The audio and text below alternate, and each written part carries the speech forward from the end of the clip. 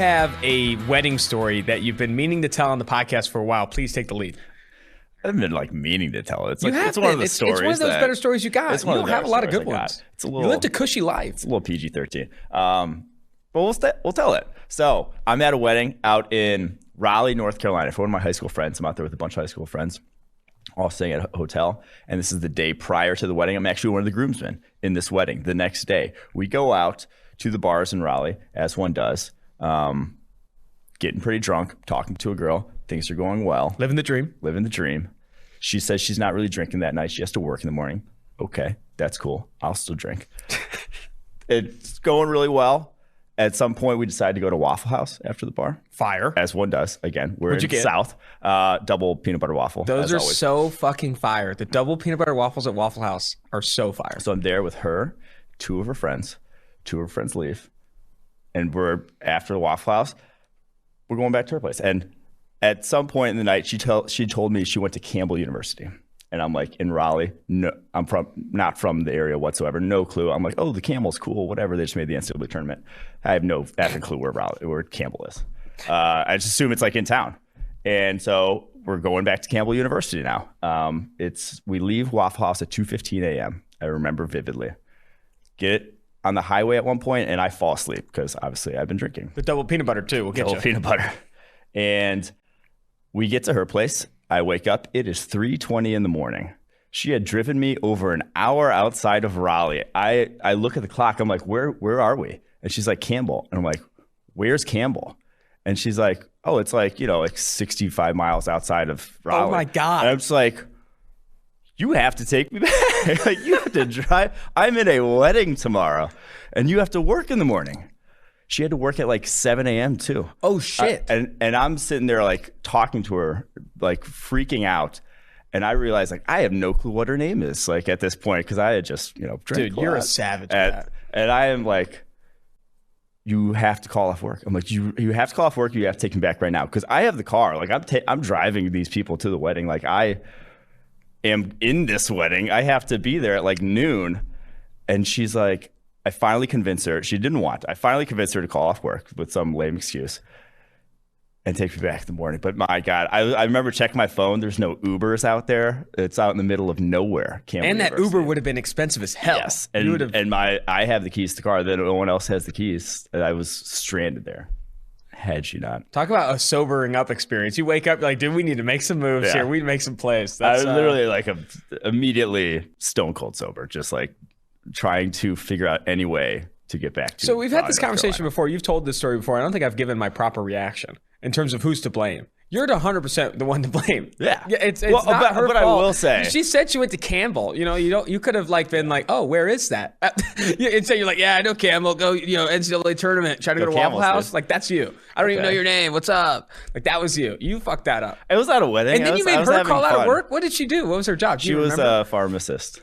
Dude. Someone didn't get their meds because of you. Or she was in pharmacy school. So that was her whatever. I hope she tells the same story and she's like, this motherfucker. Probably. She probably watches the podcast. Well, that is a fantastic story. Before we get into the cornerback class stuff, a couple of highlights to hit on as well. Justin Fields apparently plays baseball. And that's going to negatively affect his draft stock and his throwing motion. And can you imagine what my first thought was when you saw this kind of breaking from What if he just quits the NFL up in one day? Quits the NFL and just wants to go play baseball for fun. Can you imagine how good Patrick Mahomes would be if he didn't play baseball as a kid? Oh. Can you imagine? I was just going more Tebow. He feels like Tim Tebow 2.0 now at this point. Oh, right? Man. You're going to make the Tebow count. No, I'm kidding. It's a lot of good quarterbacks play baseball. It's like Kyler Murray played baseball. It was like a top 10. It was like a top 10 pick in the MLB. A lot of good athletes. Deion Sanders. Red's great. Yeah. Have you heard about like rotational athletes versus non-rotational athletes and how baseball you're a rotational athlete because of what you have to do with like spinning the bat and stuff like that? I've read a lot into it. Oh, okay, like that. Yeah, I know what you mean now. But it's also like you're throwing, and those are two sports that you throw a lot at quarterback and baseball. That should be a positive for you if you play baseball at a high level. That's a good thing. That means you're coordinated. Yeah. Last thing here, because we had so many people. I probably had over 100 people DM me a link to Maurice Jones-Drew's mock drafts. It's mock draft 2.0, because you always said mock draft 2.0 is where he breaks out the wild stuff. And his first one, he had Javon Holland, I think, being one of the first defensive players drafted. Yeah. In this mock draft latest one, he still has Javon Holland going in the first round. I think he's one of the only analysts that sees him as a first round pick in the 2021 NFL draft. But outside of that, dare I say it, it's kind of tame. Dare I say it? Someone wrote this for MJD. At least this is not the MJD I know. This was too by the book. It was far too by the book. It was way too by the book. I was disappointed. So many people sent the link and I dive in. It's like, what? It's kind of chalky. Like, I mean, there's not a lot to get off here. It's not anything. MJD. Stick your neck out there, I know MJD. You didn't. I'm looking at you right now, MJD. I know you didn't write that. I know you didn't write that. He could have written it, but didn't pick it. I know. He could have written it, but didn't pick it. Well, it's not the MJD I know. MJD, come back. Baby, come back. All right. Quarterback class. Let's go ahead and get into the cornerback class, man. Some fun stuff here. We also have, again, at the back end of the show, we get the interview with Danny Kelly of the Ringer, and then interview with Marco Wilson of Florida and Kendrick Green of Illinois. And today, not on this episode, I think for either Thursday's or Monday's episode, we're talking to Peter Schrager. Yep. Peter Schrager will be fun. I'm excited for Peter Schrager. He's a big fan of your work. He's a big fan of PFF. Should be a good conversation. All right, into the cornerback class. Can we start, before we dive into your day one guys, I think the biggest conversation around the cornerback class right now is just how far will Caleb Farley go? And Caleb Farley yesterday was on the Chris Collinsworth podcast talking with Richard Sherman and Chris Collinsworth. Haven't had an opportunity to listen to that in full, but a lot of the conversation has to be about the back injury. You know, the back surgeries over the past 2 years are impactful.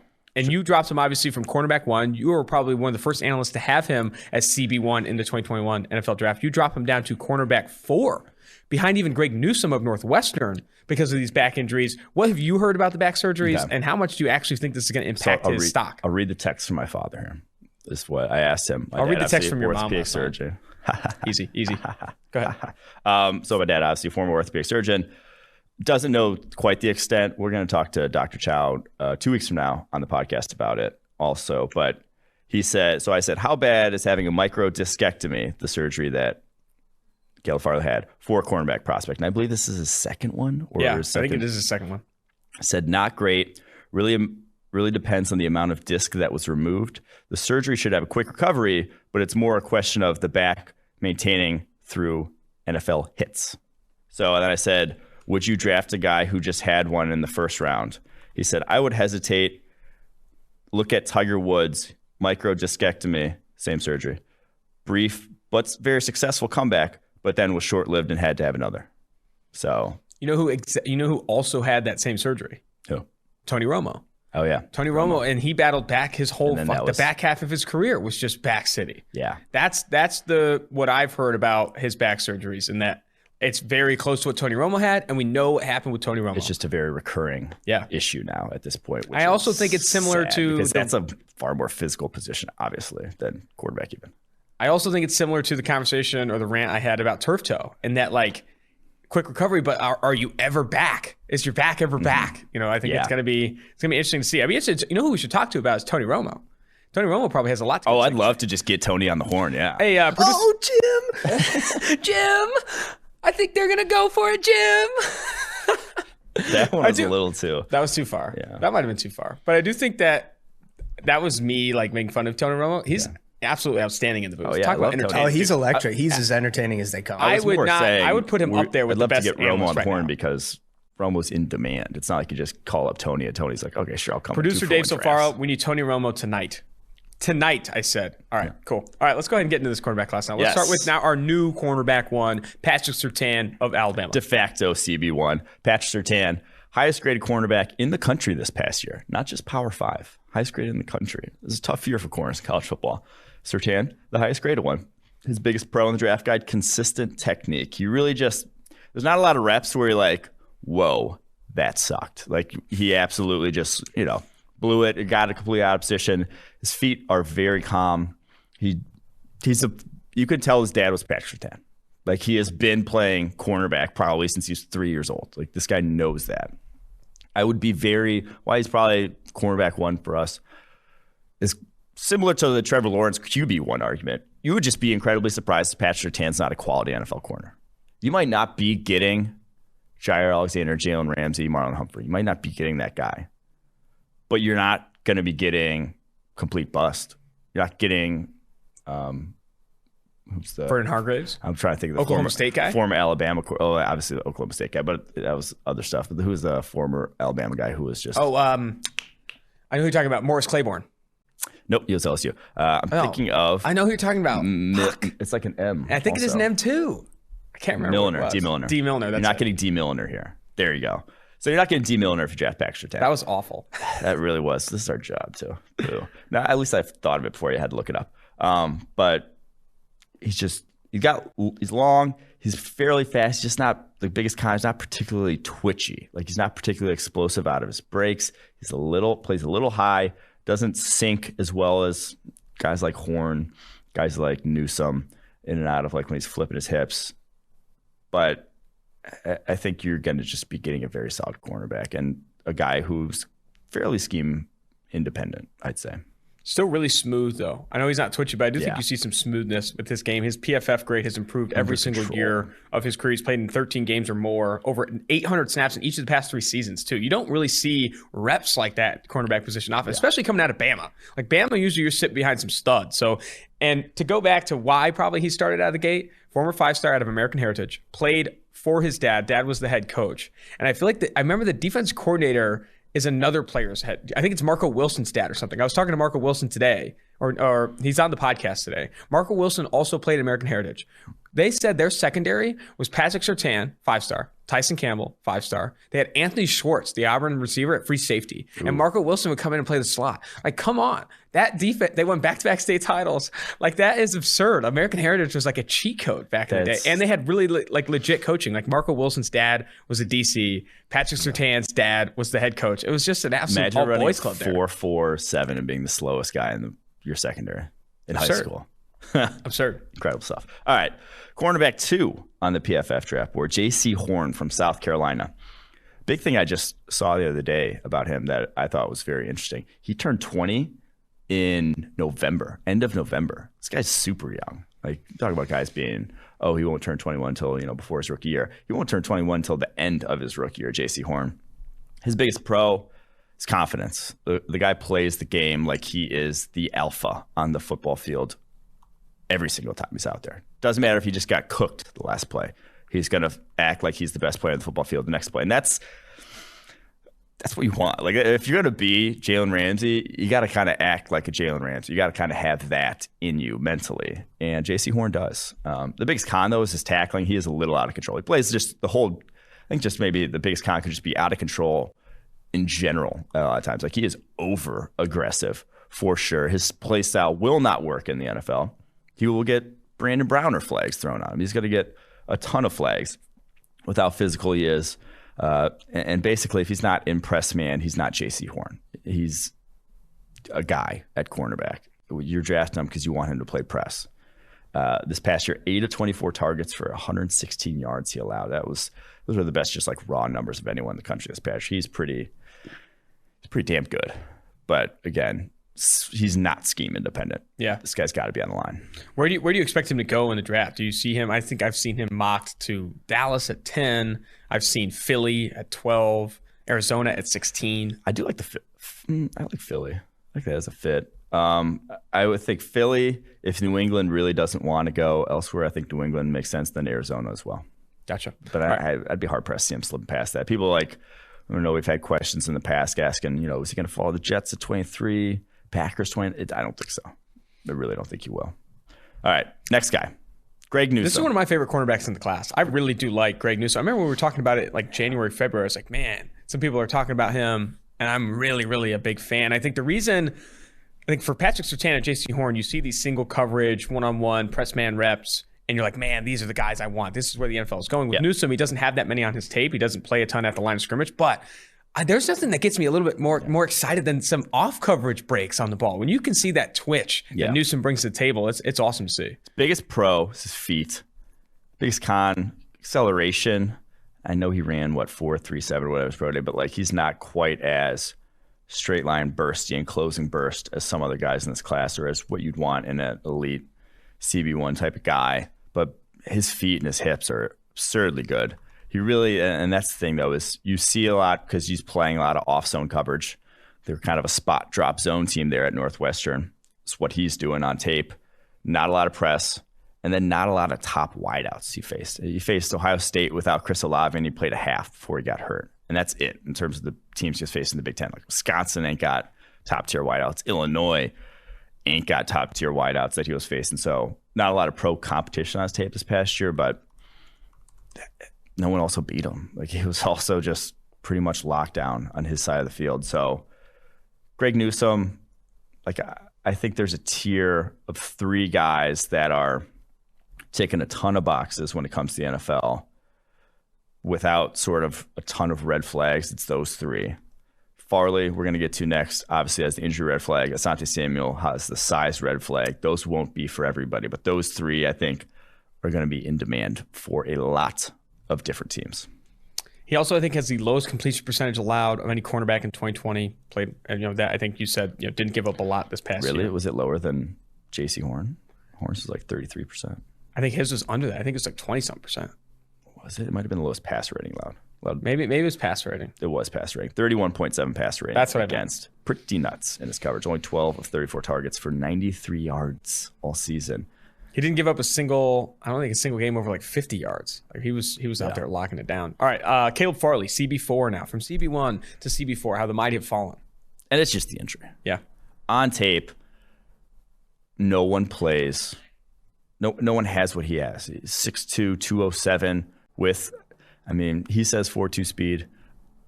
I don't doubt it. He's the fastest guy on tape with all these guys. And I don't even think it's that close. Like he makes up ground better than any quarterback in this class. And when you can make up ground and when you have great ball skills and when you're 6'2", 207, it's a good path to success. That's a good combination to have. You're not going to get cooked a lot of times when you have those 3 things in tandem. And he didn't at Virginia Tech, dude. He was awesome at it. Coverage grade over 90 in 2019. Passer rating under 30. Like it was just as good as it gets in coverage. And then not only that, but some breaks going forward. Like he accelerates downhill as well. Doesn't have another guy who doesn't have a ton of press man on his tape. I think he can do that at the next level. But that hasn't been what he's been all about. Has a tackling problem. 21 misses on 80 attempts in his career. It's a bad He hasn't played corner for that long. But then also, only 2 years of playing cornerback at Virginia Tech. I almost see that as a pro, not the missed tackles, but like the fact that he's only played cornerback for roughly 2 years. And it's good. I thought he did a really good job of attacking the ball late at the catch point. Like that's stuff that you don't really pick. Yeah. That's something you just don't pick up normally at cornerback until late in the process. I think the other thing I added too is there's an article when he first gets recruited to Virginia Tech and he first commits. They're asking him what he runs. He says, I run in the 4.2s, but I tell people 4.3s because they don't believe me. And he had that video of him obviously running in the 4.2s, whether or not you think it's doctor or whatever. Regardless, the guy's fast, like low 4.3, high 4.2 type of fast. And I think something Sam Monson has brought up a handful of times in talking about cornerbacks is that he has the makeup speed, the best makeup speed that you really have seen from a cornerback in quite some time. Like he can get back if he does get beat and those types of things. So a lot of good things to say about Caleb Farley. Last guy here on the day ones, Asante Samuel Jr. of Florida State. So to cap it off, J.C. Horn, obviously Joe Horn's son, Patrick Surtain's son, and then you have Asante Samuel Jr., Asante Samuel's son, all in the first round. And Greg Newsome the second, obviously Greg Newsome's son. Yeah, he's his son as well. You're a dick. Let's go figure out what Greg Newsome did. I'm going to figure out what Greg Newsome Sr. did. But yeah, Asante Samuel Jr., basically just what's your scouting report for Asante Samuel Sr., and then add a guy who could tackle. That's kind of how he plays. Like he is super instinctive. They play he's actually playing a ton of cover two in Florida's scheme there, which kind of wasting his skill set, to be honest. But you just see his ability to read routes and get between them and understand leverage, like all like the little things about playing the cornerback position you got to do. He has. And then to me, his also then biggest other skill besides that is just the quicks in any way, shape, or form. I just like say from a standstill, he can get up to full speed quicker than anyone in this class, going any direction that he wants. Like the guy bursts out of his brakes. Just the bounciness in him is legit. Like he didn't test all world athletically, but he tested very well at his pro day. So I think he can 5'10", 185. I think he can play outside. I have no real questions about it. Not for every scheme again. You're not going to want him pressing Julio Jones in man coverage a ton, or even like the press cover 3 stuff. He's not going to jam guys and get that edge, but any defense that's going to play a lot of off, this is your dude. Were you at all surprised by kind of his overall athleticism? I think looking at PFF athleticism score, he ranked in the 16th percentile among cornerbacks over the past, I think 20 years. I think that's where he ended up. I'm not sure how. I think he ran a 4.41. I think it also factors in size, though. I think it's overall like athleticism with size and arm length and that type of stuff. Yeah, let's say here's numbers: 4.41, 35-inch vertical, 10.4 broad, 6.98 3-cone, 4.09 shuttle, which and 12 bench reps is pretty good. There's not a bad number among those. Mm-hmm. The worst one's probably the cone, honestly, and it's still sub 7. I think the worst number is actually obviously the size and arm length. Size. Yeah, the size and arm length is probably the worst one. Fun fact: we've talked to 3 of these guys on the podcast: Patrick Surtain, Caleb Farley, and Asante Samuel Jr. all on episodes of the podcast. And that Asante Samuel Jr. also talks a lot like his dad. He's got the same voice, kind of like Chris Collinsworth's son, Jack. They have the same voice. But all right, let's go ahead now and good nugget.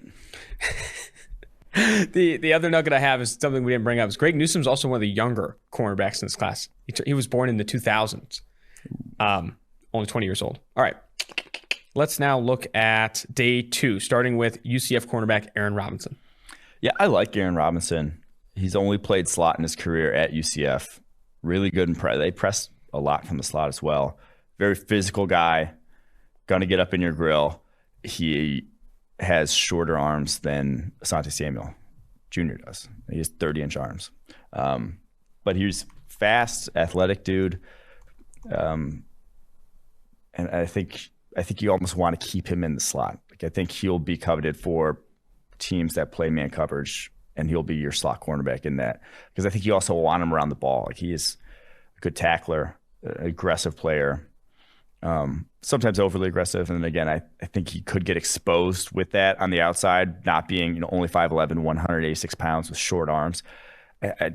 With how you can't play that physical game on the outside if you don't have the tools to play a physical game. So I do worry about that, but I think from the slot, I wouldn't worry about it as much. So I think he's just a solid player. That UCF secondary, man, in 2019, Aaron Robinson, Richie Grant, Tate Gowan, those guys were some dogs, dude. That was kind of an lead into our next guy here. We're probably going to be the highest on Tate Gowan of any draft analyst necessarily. Mel Kiper, though, is coming around. He had him at CB10. What do we got him at? CB, this would be 1, 2, 3, 4, 5, 7. Yeah. CB7. CB7. Tate Gowan. He's 1 year of college football. That's the problem here. He has played 1 year of college football, and it was in 2019 for UCF. Now, in that year, he earned an 80.1 coverage grade, a 77.7 run defense grade. He allowed a passer rating of 54.9 in his coverage, and only 20 of 50 targets for 274 yards all year long. And I think only 1 deep catch allowed all year long as well.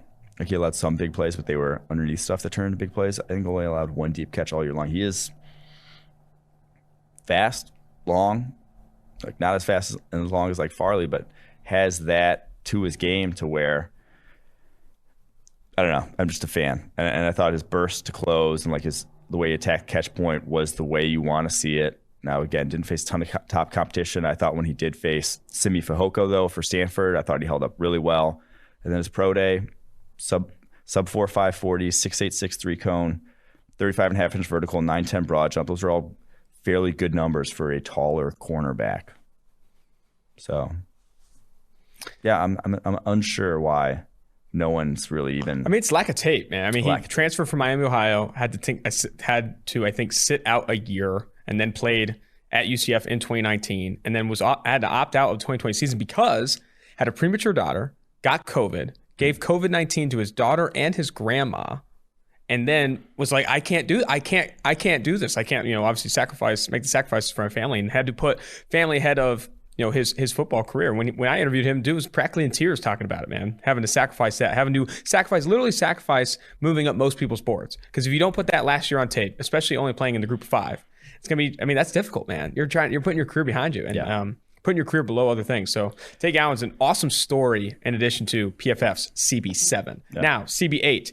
Kelvin Joseph of Kentucky, the former LSU transfer, I think transferred to Kentucky after multiple failed drug tests. I think that was the biggest thing at LSU. Yeah. He goes to Kentucky, and What? Yeah, there's some off-field issues here that are legitimately playing an impact in his evaluation, but his tape is kind of wild. Like, he has some of the best just first step burst of anyone in this class. He had a break. Oh gosh, we had a pick six against, who was it? Was it Florida? Whatever game he had a pick six in. I should remember this. Was it? All right. Well, the game he had a pick six in, literally, like, it wasn't even that bad a decision from the opposing quarterback. Maybe I think it was Tennessee. Now that I think about it. Wasn't even that bad a decision from the opposing quarterback. He just literally was that fast out of his break. Like, he didn't jump the route. He didn't like read it, anything special. He is just from a standstill, a lightning bolt coming downhill.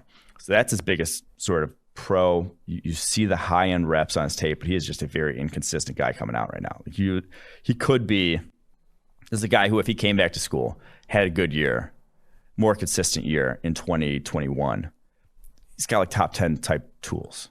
He could be cornerback one in whatever class comes in if he did put it all together. But it'd be hard pressed for me to take this guy off the board before like late second at this point, just because of that up and down nature. Up and down, on and off the field. And yeah, and it's not like it's just limited to him exactly on the field.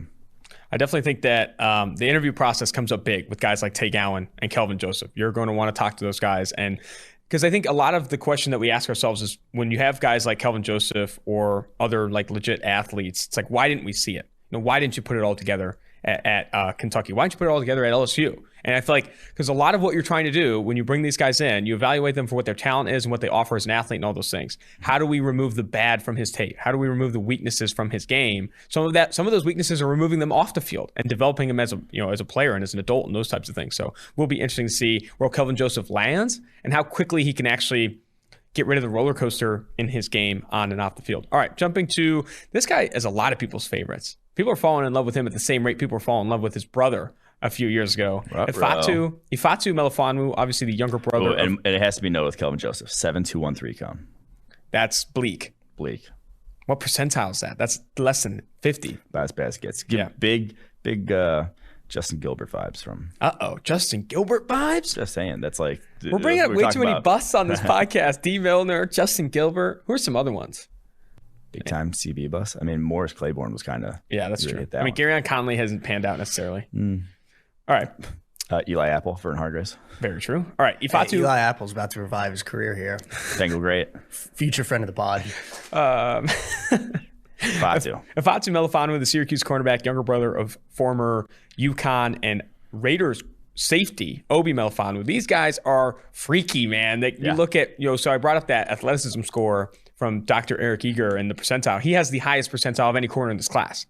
He is a freak. The explosiveness, all those things he brings to the table. I think, this isn't the same, but it's look like Tarzan, play like Jane. I know he doesn't look like Tarzan, but I'm saying athleticism score of Tarzan, plays like Jane, because you just don't see that physicality in his Tarzan game. known for his freak athleticism? I don't know. I mean, the dude, when he's slipping and sliding on the trees. Yeah, he can swing from trees. I mean, you got to be an athlete. Are you doubting Tarzan's athleticism?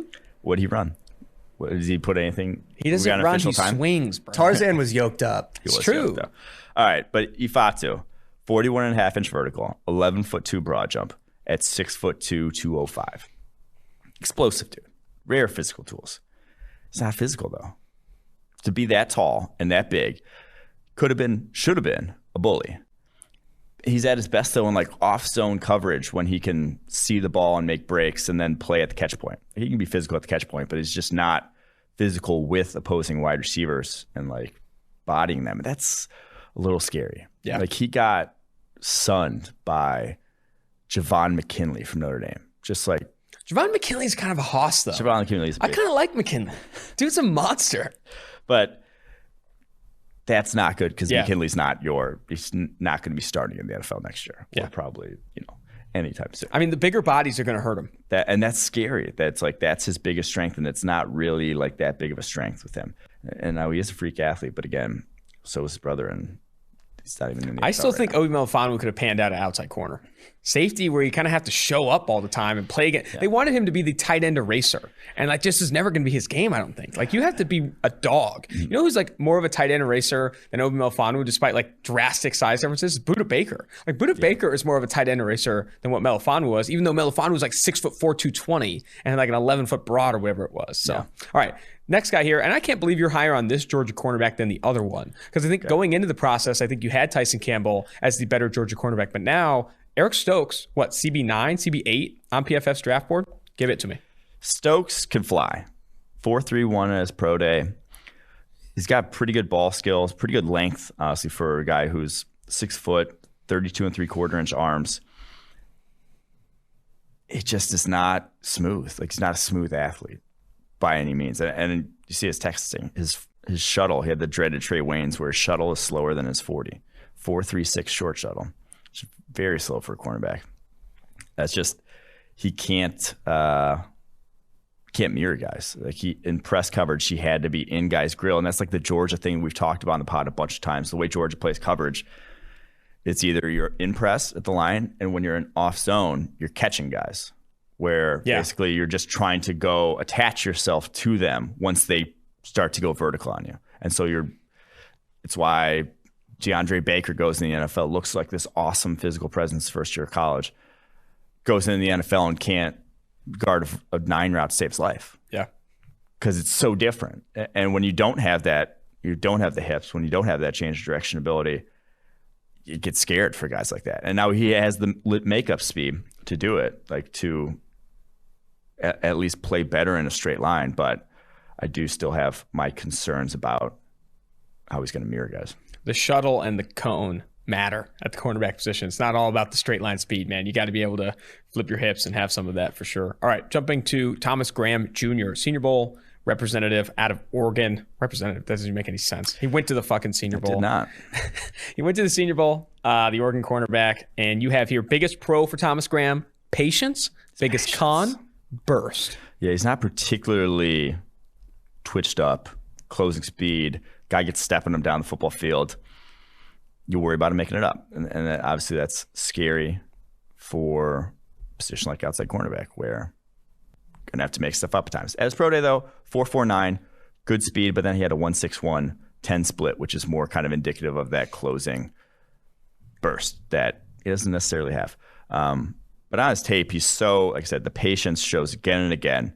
He is not jumpy, is not taking the bait from guys, does not bite on double moves. And then because of that, I mean, he had 15 pass breakups in 2018, 24 pass breakups and 8 picks in a 3-year career there at Oregon before opting out his senior year. It's fairly good size, like he's 5'11", 190.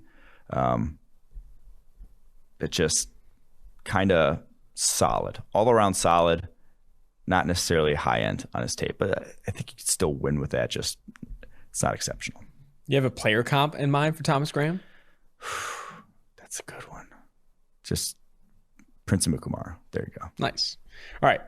This is another one of my favorite corners in terms of the day 2 guys that I like. Benjamin St. Juste. I think he was born in Canada, goes to Minnesota, and I think the biggest thing right now you have to talk about at the top. It's a fucking change of direction. That 3-cone was absurd. Yeah. At his size, too. Like, he's a longer, taller cornerback. Benjamin St. Juste with a dirty 3-cone. 6'3" and 1/4 inches.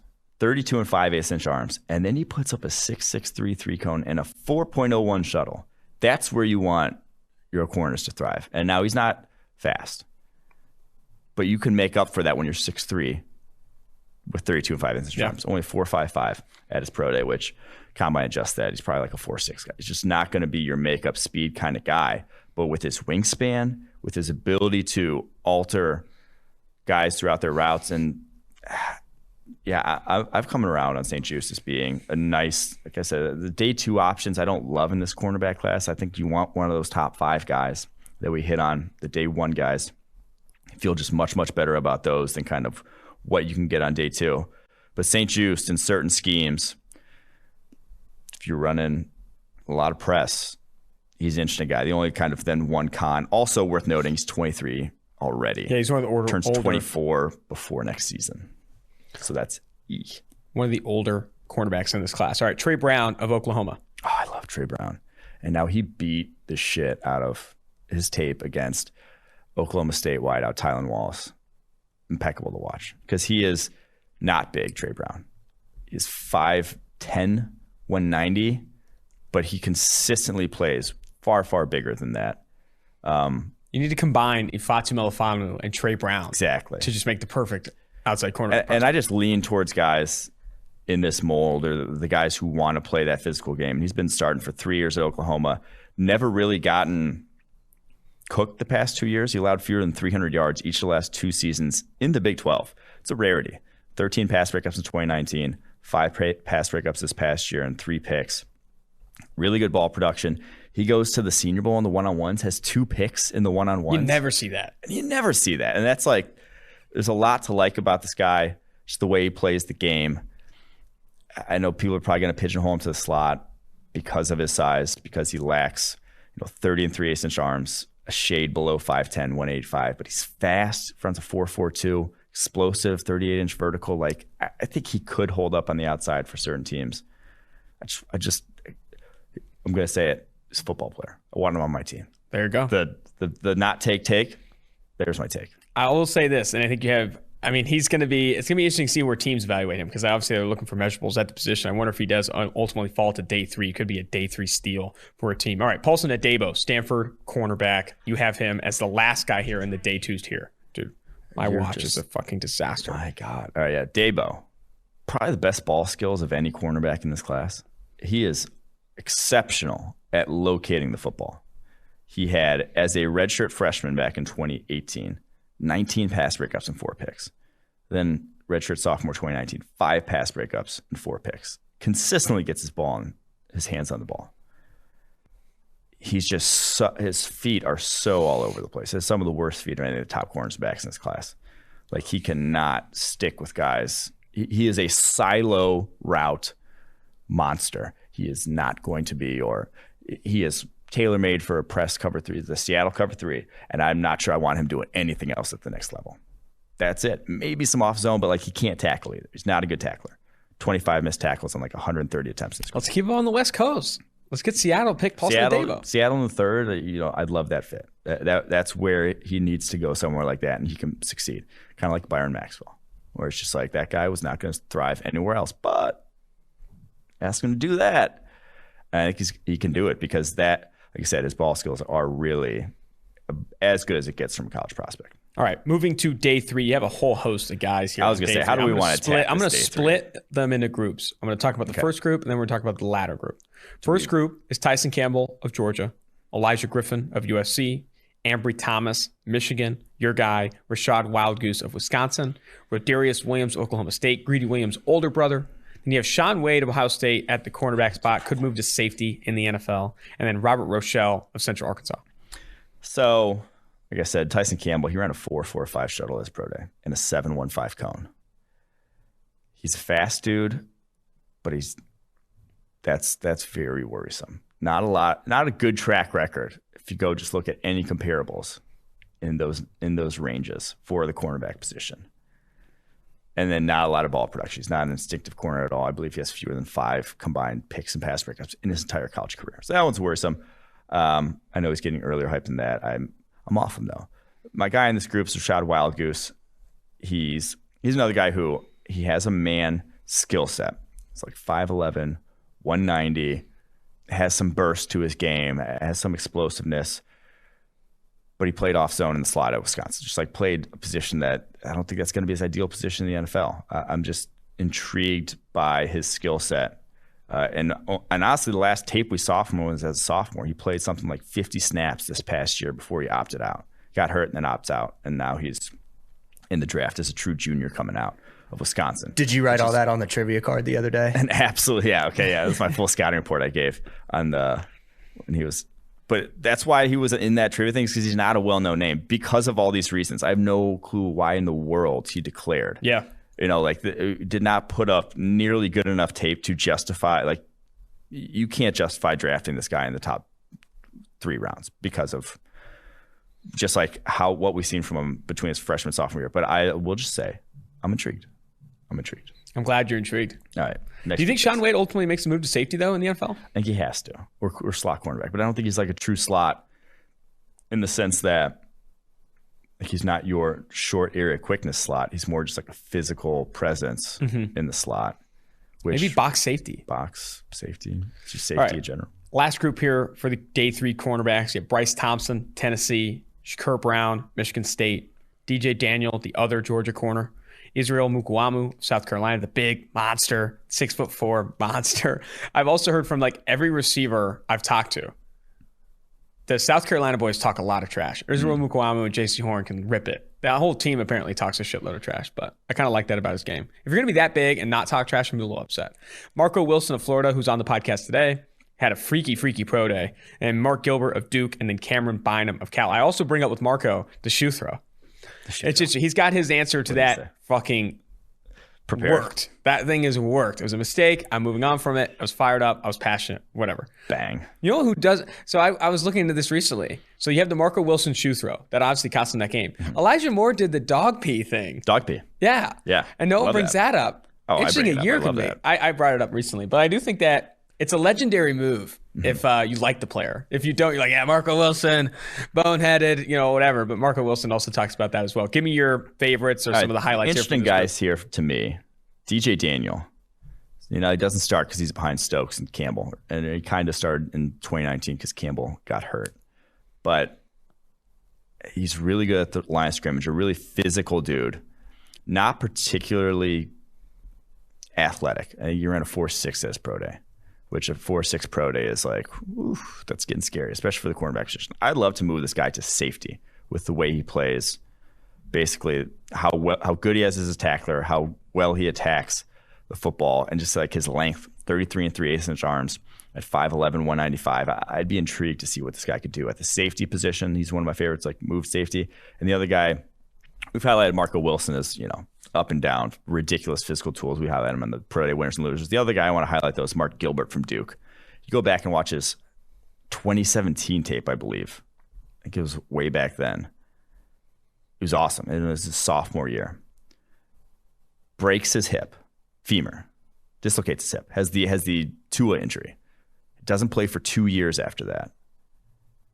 Comes back this past year, doesn't quite look the same. Had like complications with the hip surgery.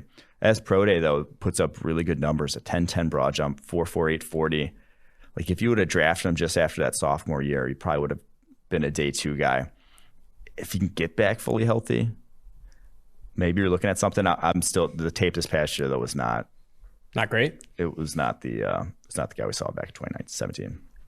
Interesting. This cornerback group, man, I think you talked about it before the podcast. After day 1, it gets bleak. There is a drop-off after Asante Samuel Jr. in this class. I mean, you're working with, my favorite guys after that. You have Gowan, Afatu Melifonwu, St. Just. But there's a lot of if you're expecting guys on day 2, day 3 to come in and start, it's going to be interesting. Yeah. Some developmental guys on day 2 and day 3. Not as deep as the tackle class, not as deep as the wide receiver class, etc. But the top end, I like the first 4 guys a lot. And I like Asante Samuel Jr. as well. But from a purely expecting these guys, if healthy, with throwing Caleb Farley to play outside cornerback and start in the NFL, those first 4 guys, legit. Asante Samuel Jr.'s floor is starting in the slot and having a ton of success there. Awesome stuff, man. All right, let's go ahead and now jump to the interview with The Ringer's Danny Kelly. Now joining the 2-for-1 Drafts podcast is Danny Kelly of The Ringer, a guy I first met at the Combine, I think, 2 years ago now? Yep. Weren't able to connect in Indianapolis, obviously, in 2020. I'm looking forward to 2022. The Combine in 2022 is going to be an absolute treat. I am going to – I don't know if I'm going to work, honestly. I might take PTO. It's going to be the Super Combine. Yeah. The Combine and the Senior Bowl in 2022, I'm going to turn into an absolute riot. I refuse for it to be anything else. Unfortunately, Mike unable to join us today, so you're just going to be talking to the stash himself, Austin Gayle, here on the show. I love it. But you do a lot of really good work for The Ringer. You're great. You're a great follow on Twitter. I encourage everyone to follow Danny on Twitter. I think it's at Danny Kelly, right? Pretty simple. At Danny B. Kelly. At Danny B. Kelly. Yeah, the Danny Kelly is like a British soccer analyst guy. So I get these random tweets basically yelling at me for some take the Danny Kelly gave on soccer, and I have no idea what they're talking about. That's incredible. We'll give Danny Kelly, the British guy, a follow too. You might as well at this point. But you also, so you do great work for the Ringer. The draft guide at the Ringer is one of my favorites. I remember talking to you 2 years ago. I was like, man, I'm just like losing my mind. I do a lot of the SEO stuff here at PFF, and I just love how it's structured. I love the design. The draft guide. I encourage everyone to check that out as well. And you also do the Ringer Fantasy Football Show, a good podcast, and the Ringer NFL Show, Ringer Draft Guide. You do everything, man. You are the guy, the guy at the Ringer. It's great to have you on, man. I appreciate that. Are you still based in Seattle? Yeah, Seattle area. I'm actually up in Bellingham for people that know the area, so about 80 miles north. But I had lived in Seattle for like 15 years before that, so I think I can kind of still claim it. Nice. That's good. Seattle's one of my favorite places in the country, man. I love the coffee and the food out in Seattle. All right, well, let's go ahead and get into this. I know I wanted to kind of focus on skill players today. You do a lot of the skill player work there, obviously, with that fantasy slant for the Ringer. Where I'd like to start is, if you go to your draft guide right now, which again, I would encourage you all to check that out. Just Google the Ringer draft guide. You have Jamar Chase of LSU at 3 on your overall big board. Kyle Pitts, the obvious tight end / weapon, calling him game changer in some ways. He's there at number 4. And then at 5, you have Devontae Smith. The question I have for you is, what do you feel like are ideal? I'm not going to ask you who's better. I'm not going to say who'd you pick if you had to choose. I mean, these guys are all so close and evident with your 3, 4, 5 ranking. But I'd love to hear some ideal landing spots for those 3 guys in the first 10 to 12 picks. So I've started to come around on the idea that Pitts is going to go to Atlanta at number 4. I'm feeling like they're just going to pick the guy that they think is the most talented player, the most talented non-quarterback in the draft. And that's Pitts, I think. And so I'm starting to see that. And I think it makes a lot of sense schematically, like Arthur Smith coming over from Tennessee. He incorporates a lot of 12 personnel. He's a former tight ends coach, I believe. So he has a good feel for that position. I could see them putting him along with Julio and Calvin Ridley and just really doing a lot of damage. They have like the setup to do that. So I really like that pairing a lot. I've got, in my next mock, I'm going to have Chase actually going to Cincinnati. You're in Cincinnati, right? Like, what's sort of like the prevailing wind right now for what that figure is going to be? Cincinnati Bengals fans, I'll tell you what, some don't want Kyle Pitts, some love the Jamar Chase selection, and then there's a handful that, and I think because Cincinnati Bengals fans are very nervous because they just feel like they don't want to bust. They want Penei Sewell. It's like, man, I just don't want to bust. I just want someone who can come in, we know is going to be good. So there's also a lot of Week 16, Week 17, they had Penei for your thoughts as signs at the Bengals Stadium. Okay,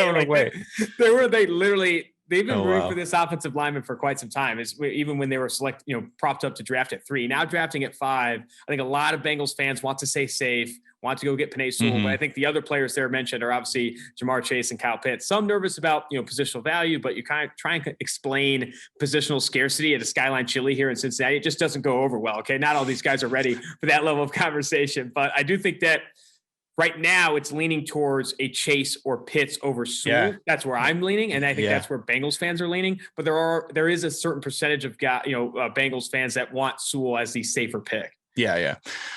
All that being said, I think it's a good chance it's going to be Chase. And I think it makes a lot of sense for them too, because he gives them that hit the ground running playmaker. He's going to have that built-in chemistry already with Burrow.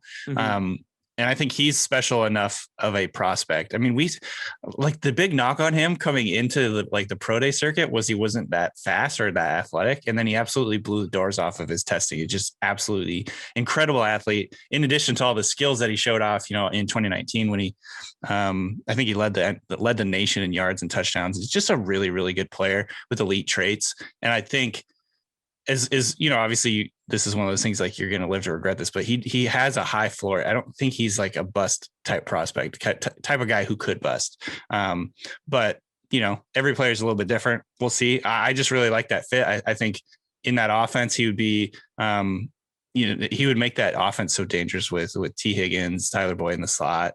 They just have a lot of good targets for Burrow, and then they could grab like a tackle or a guard in the second round and work from there, or maybe, make a trade or something like that to grab, more offensive line help. But I think getting a blue chip receiver of that caliber, I don't think you're going to get a guy like that in the second round at receiver, whereas you could get a very good tackle. Obviously it's not going to be the same as Penei Sewell, but, I guess it's just like how the discussion and the argument is shaped by how people, I think, feel about building teams and whether you build from the trenches or, if maybe you look at what the Bills did, where they brought in a bunch of free agent offensive linemen and kind of rebuilt their offensive line that way. And then went and traded for Stephon Diggs, and that what Diggs did for that offense, I think people could say, look, this is what a guy like Chase could do for our offense. So I like Chase there. And then finally with Smith, I think I've got him going to the Eagles in this next mock draft I'm working on right now.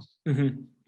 But he could go anywhere from Miami to Detroit, maybe Carolina. There's several different landing spots there that I really like. I think the one that I like the most, I don't know if I like any of those all that much, but I think it maybe like Miami, just because do this same exact conversation, like hit the ground running. Mm-hmm. You got built-in chemistry. Get a guy for Tua to help him make that second year jump. From a fantasy point of view, I don't know if that's the greatest thing, but I think it makes sense schematically for them.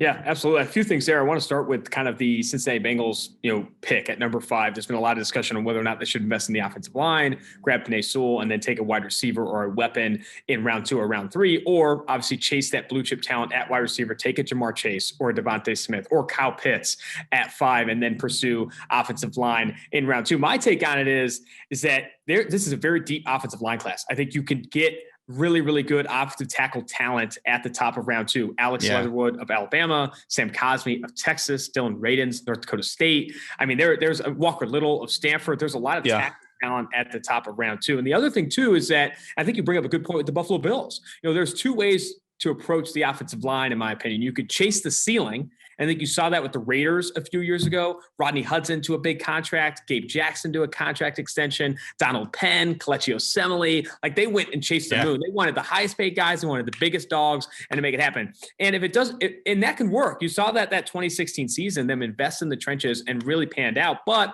if it fails, and if you don't have the right supporting cast outside of that, if you don't have the quarterback or the weaponry, you end up moving on from Trent Brown pretty quickly. You end up moving on from obviously Gabe Jackson and Rodney Hudson. While the Bills, they didn't chase the ceiling, they chased the floor.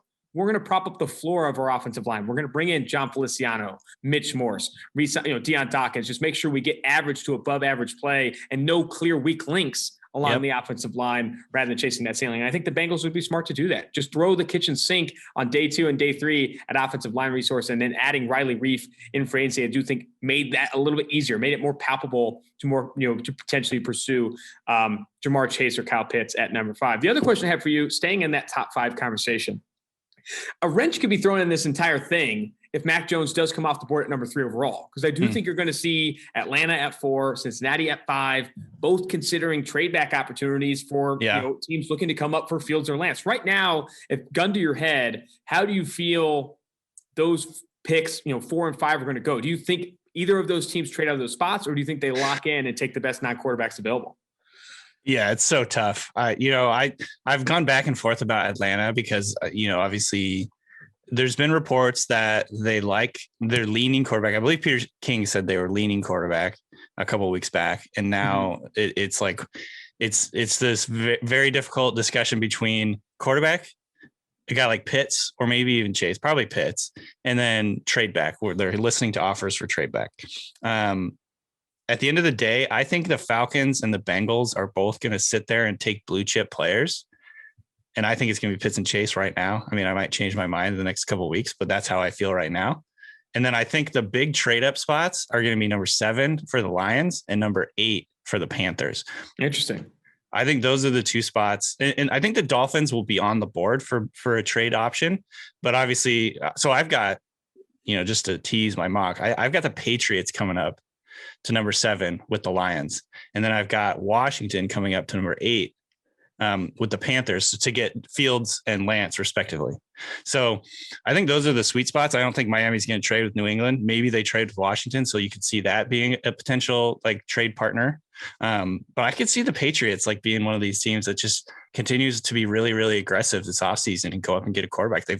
They spent $100-something million in guaranteed money in free agency, which is completely out of character. And then trading up would obviously be a little bit out of character for them, but they don't have Brady anymore. And I think they looked at this last season. They're like, I don't want to do that again. That sucked. Let's definitely not do that. Let's not be a bad team for multiple years. So I think that they're going to be aggressive. So I think ultimately, I think the Falcons and the Bengals will end up picking where they are. And then I think the sweet spots to trade 6, 7, 8. Fair enough. And I do think that, the New England Patriots, I've talked about it a ton since they spent over $130 million in guaranteed money this offseason. I think they're in a prime position to trade up. And while I've seen some mock drafts from NFL.com, ESPN, having them trading up with the Giants close to 11, I just don't see how a team looking to trade up doesn't try to get ahead of the Denver Broncos at 9. Yep. Like if Justin Fields or Trey Lance falls to the Denver Broncos at 9, it should be, that's illegal. That is criminal to get that good of a quarterback prospect all the way down at 9. I think that would be malpractice on the Patriots part, Washington's part, and even Chicago. Like you should be actively looking to come up and get ahead of Denver right now. And I like those opportunities. If it's not 4 or 5, and obviously I don't think it'll be 6 either. Miami traded a first round pick to go up for a reason. Right. That 7-8 spot, especially with Carolina now having Sam Darnold, even though that's not necessarily an answer at quarterback, more of a multi-million-dollar question mark. We'll see how Sam Darnold pans out in Carolina, but still, I really like those options as trade back spots. Moving forward in your rankings here, a discussion that Mike and I have had with Daniel, Todd McShay of late, Bucky Brooks, is that we're starting to kind of see a consensus among a lot of analysts as Kadarius Toney, the wide receiver for Florida, being that wide receiver 4 in this class, ahead of guys like Bateman, Elijah Moore, Terrace Marshall, and those things. Nate Tice of The Athletic was on the podcast recently. He is lower on Kadarius Toney. Me and Mike are a little bit lower on Kadarius Toney, and so are you. You have Kadarius Toney at 44 on your rankings, according to your latest draft guide, behind guys like Terrace Marshall, Rondale Moore, Rashad Bateman, and Elijah Moore. Why are you maybe lower on what some might consider the consensus on Kadarius Toney right now? Yeah, I think for me, it's more just, I like the other guys a little bit more. They're a little more polished. They're a little bit more versatile and dynamic, or not dynamic, versatile, certainly, and just technically sound, I'd say. So like the thing that turns me off a little bit about Toney, I'm not like a Toney hater. I think he's going to be a really exciting player in the NFL. But I think it's just the way he freelances. It feels like everything is a little bit chaotic in his game. And sometimes that's a good thing. Sometimes the chaos is like a really good thing. And he emerges from like a stack of guys. It's a two-edged sword kind of. Totally. Yeah. And so, but I think also his landing spot will be a little bit, I think it'll be a little bit landing spot dependent on how he does early on in his career. Like if he's with a quarterback that requires him to be very precise, or a coach that requires him to be precise in his route running and his location and all that stuff, it could be a little bit of growing pains. So that's going to be an interesting thing to watch as he goes into the next level. It kind of reminds me of Golden Tate when he started with the Seahawks. Like Golden Tate had the same problem when he came into the NFL. He was just freelancing too much, just a little too chaotic in everything. Like he was really exciting. I remember watching him his first couple of seasons and it was like, chaos is exciting. Yeah. This guy needs to get more touches, but at the same time, he was making enough mistakes. I think the coaches were like, all right, we just can't trust this guy. And he didn't break out, I think, till his 3rd season in the NFL. So I'm not saying that's what's going to happen with Toney, but that's like a little bit in the back of my mind. I just like these other guys better. I think Bateman's an elite route runner, his release, his footwork, his smoothness, like the whole package. I love Elijah Moore. And if we're talking about Elijah Moore versus Toney, I just like Elijah Moore's skill set better than Toney's.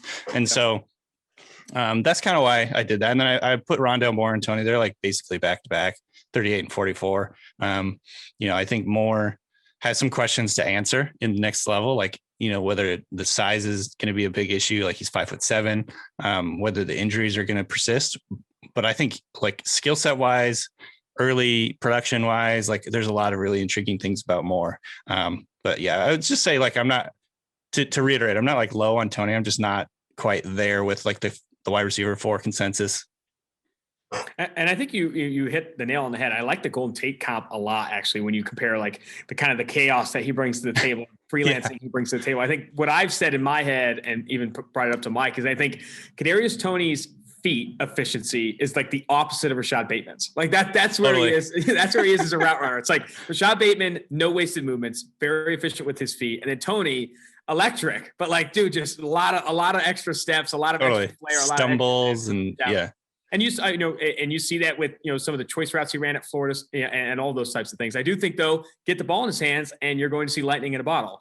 getting the ball in his hands outside of that scheme targets near the line of scrimmage is where I feel like he needs to add. Because I think right now you already see better from Rashad Bateman in that area, Terrace Marshall in that area, Elijah Moore. I'm with you on the Tony side of things. I'm going to get back to landing spots now here. I'm interested in landing spots for the top 3 running backs in this class. I think these are largely the consensus top 3. You have it right now is Najee Harris, Travis Etienne, and then Javonte Williams. But it's your pick. It's close. You're pulling strings there. It's definitely tough to kind of decipher which one's the best. But what are some landing spots you like team wise? Doesn't necessarily have to be pick wise, but team wise for Harris, Etienne, and then Javonte Williams. So I went a little bit. I don't know if I really got too creative here. I think Harris would be a great fit in Pittsburgh, and I know Nate, who you mentioned earlier, had Harris. His comp was James Conner. So I think like that would be just like a perfect succession plan for them. Have Harris. He's a 3-down guy. He's really good in the passing game. He reminds me in some ways of Le'Veon Bell, like the natural smoothness he brings and the length as a receiver is reminiscent of Bell. And I remember when Bell was coming to the league, people were like, he's slow. He's a slow processor. That's not necessarily Harris's problem processing, but Harris is, not a speedster. He's not like a dynamic, explosive home run hitter. So I like that one with Pitt. And then I think Travis Etienne, he's a tough one. He would fit in a lot of places, but I think Arizona would be a lot of fun because they create so much space up front with their formations and their spacing and all that stuff. Create a lot of lighter boxes for him to run into. And I think just based on his explosive, his one-step acceleration and open field explosiveness would be a really nice fit for Arizona. Whether that maybe means like early, mid, second round.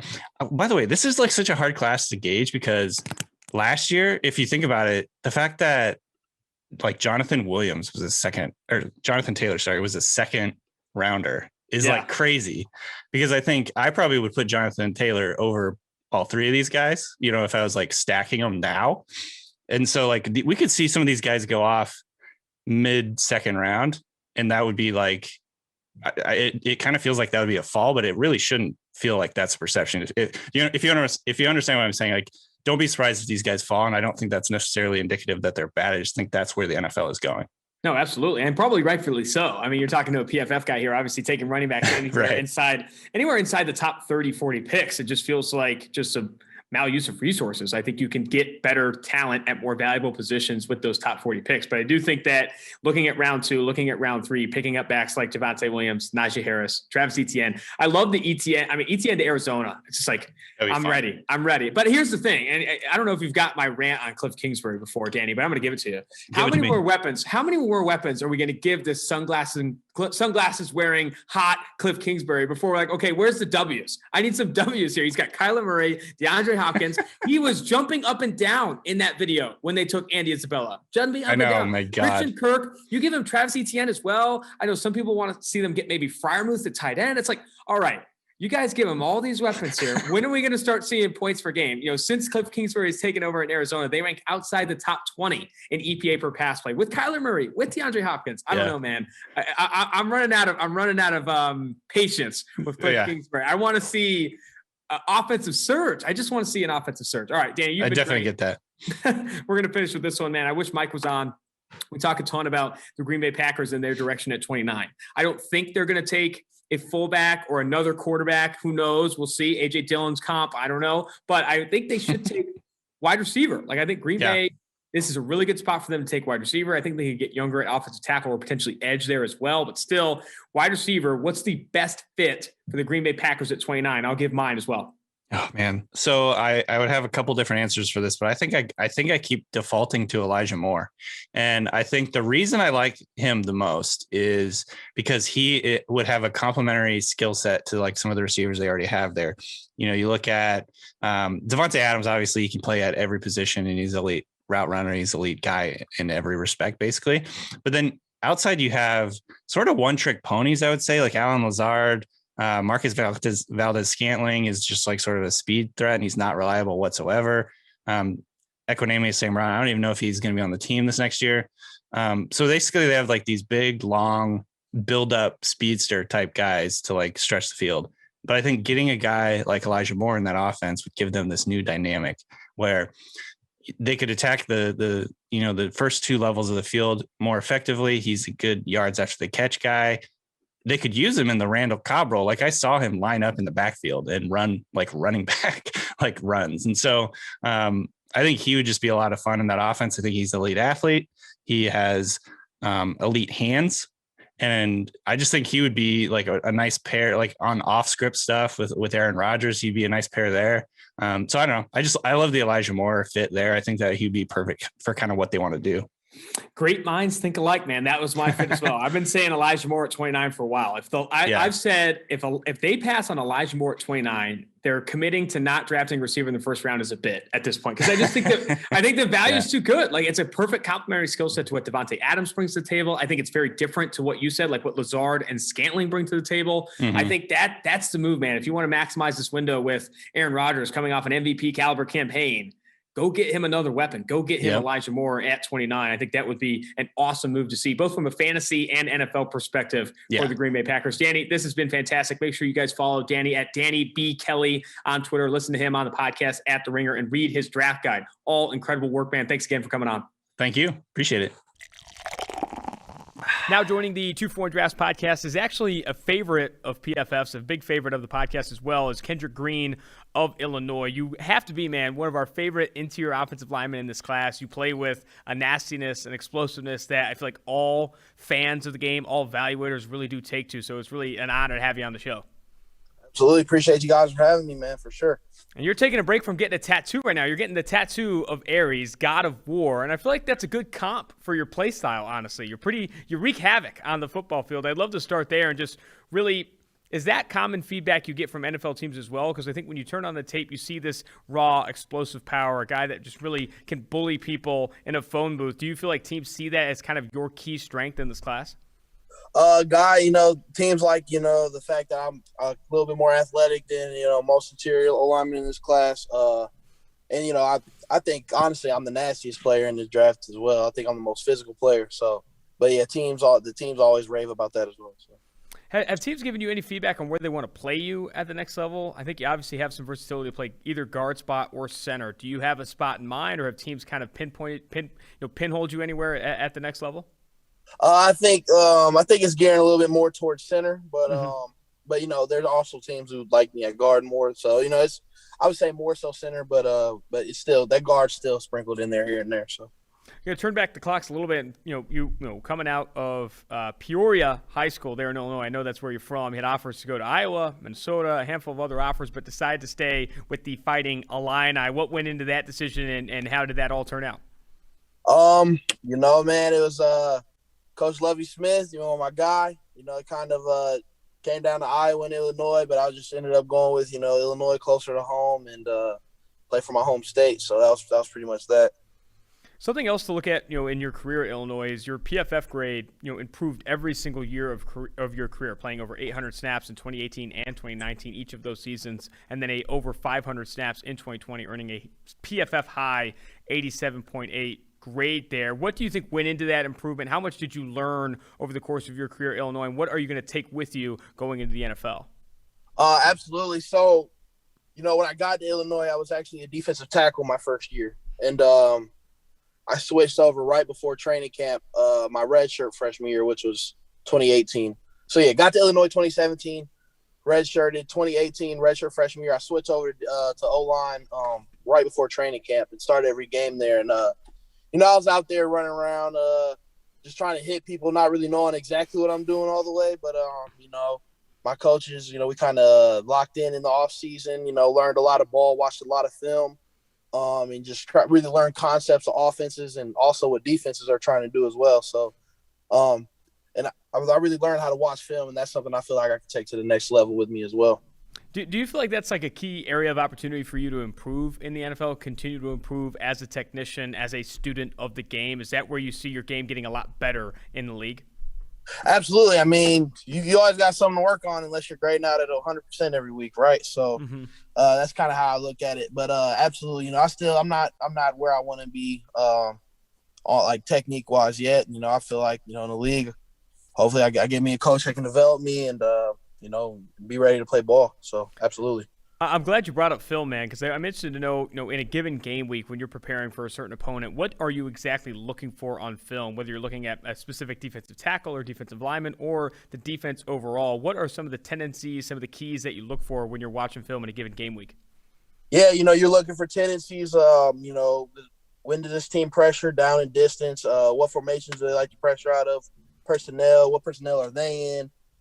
Things like that. But then also you kind of look at how, certain D linemen play blocks, for a down block versus a reach block or just an ISO block, you know what I mean? Things like that. And linebackers flow, how do they play blocks? So there's always a handful of things to pick up. Absolutely. And how has that film kind of preparation, that film study changed in the offseason? Have you had a lot of opportunity to watch maybe more film on yourself and critique yourself, or even turn on games for guys in the NFL, guys that maybe you want to pattern your game after? Yeah, exactly what I was going to say. I try to, in the offseason, you kind of want to work more on yourself because you're not preparing to play anybody. So absolutely, you're watching film on yourself, what you can do better. And things to keep in mind when you go into training camp or when you're going into spring ball, what you can really work on in individual drills with your coaches. And then obviously, you want to watch the people in the league, best people who do it right, best people in the world. So absolutely, and just try and take things from their game. Are there specific, offensive linemen in the NFL that you watch a lot of that you want to kind of pattern your game after? You got Ryan Jensen. He finishes guys, plays really nasty with a mean streak. I try to do that. Guys like Jason Kelsey's an animal in space, really quick, athletic guy. Quentin Nelson, another interior lineman, obviously been all pro since he's been in the league, destroys people. Those are just some guys that I try to, really take after. Yeah, I'm glad you speak to the nastiest, man, because I do think that finishing is what shows up on tape. I'm interested to know how much does that nastiness show up in trash talk, because I do think that offensive line versus defensive line, like you're seeing the same guys over and over. So there's almost this mental side of it, this opportunity to kind of get into their heads, to do some trash talk, to kind of play that part of the game. Are you a big trash talker on the football field? Absolutely. So, when in between plays, man, you got to get an edge. I talk a lot of trash on the field. That's probably more than I should, to be honest. But that's definitely a component to my game. Dude, I feel like it's a big edge. I feel like some people look down on people that trash talk. I would do it all day as well, man. I think you're in the right position to do so. Who are some guys that come to mind, guys you've gone against in your career that gave you fits, gave you really good competition, or even talk trash with you? The guys at Purdue, they always talk. Lorenzo Neal, who's just coming out this year, good dude. But, we were talking trash on the field. Derek Barnes as well, another guy from Purdue. So I'll say those two guys definitely. Awesome, man. Well, we can finish with this one. I really appreciate you setting aside the time. I'm looking forward to getting back to that tattoo, God of War. Yeah. Last one I have for you here, and I like to ask all the prospects this, is kind of what is your motivation to continue to play this game at such a high level, to make the sacrifices you need to make, obviously, to play in the NFL? What is your motivation or your why to continue to play this game? Man, I don't honestly just recently had a baby girl, but she's 4 months old, so that's one thing. But I've always been able, I've kind of had that, always had it in my heart. This is what I wanted to do since I started playing football when I was 7 years old, and I don't see myself doing anything else for a long time, So I just, man, I always got that dog in you, that intrinsic motivation, man. So I'll say that's what it is for me. That's awesome to hear, man. Congratulations on the daughter. I wish you the best of luck moving forward. Thank you, man. Appreciate you guys.